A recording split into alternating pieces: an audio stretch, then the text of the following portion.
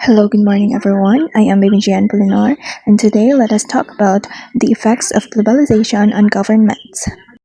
What is government? One of the key aspects of state sovereignty is the government. It is a group of people who have the ultimate authority to act on behalf of the state.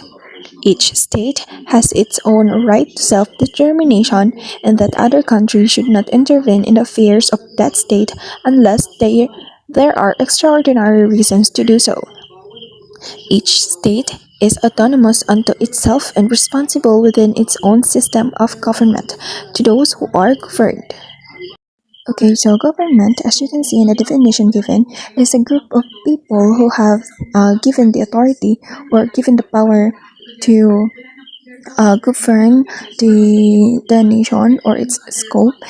They are given power by the people through elections, and elections provide the leadership of the state. So here in the Philippines, every 6 years, we have these elections to elect president or other higher level in the government, and that people are um, given the right to vote for who they think that are responsible enough and deserving enough or eager enough to serve the country and to serve the people. So we have here civil society. It can also act as a counterweight or as a supplement to government.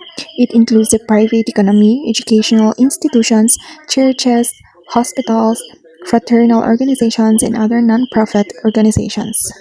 There are four challenges to government. First is the traditional challenges. External intervention can generally be described as invasion by other countries. For example, when Saddam Hussein was the ruler of Iraq in 1990, he decided he was going to take over the oil fields of Kuwait. He invaded Kuwait and took it over. As a result, he was dislodged by an international coalition led by the United States. Second is the challenges from national or identity movements. It is important to know that a nation has cultural identity that people attach to.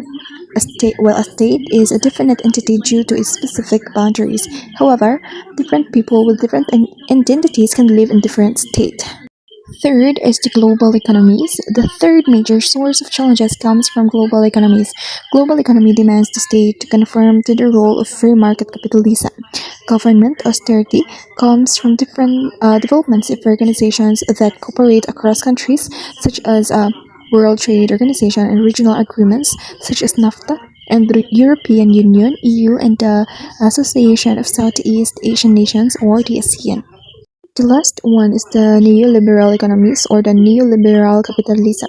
It focuses on the trade of dismantling trade barriers. It made sure that governments did not impose restrictive regulations in corporate presence as well as the free flow of capital and jobs. It requires a state to cooperate in a global market through the free flow of capital, the privatization of services, and fiscal austerity or constraint. It is seen as a threat in general because a state cannot protect its own economic interest as a sovereign state. Global social movements, most of the time, they are not seen as a threat, but they definitely challenge the sovereignty, the state as sovereignty. Social movements are movements of people that are spontaneous or that emerge through enormous grassroots organizations. These social movements are transnational movements, which means they occur across countries and across borders.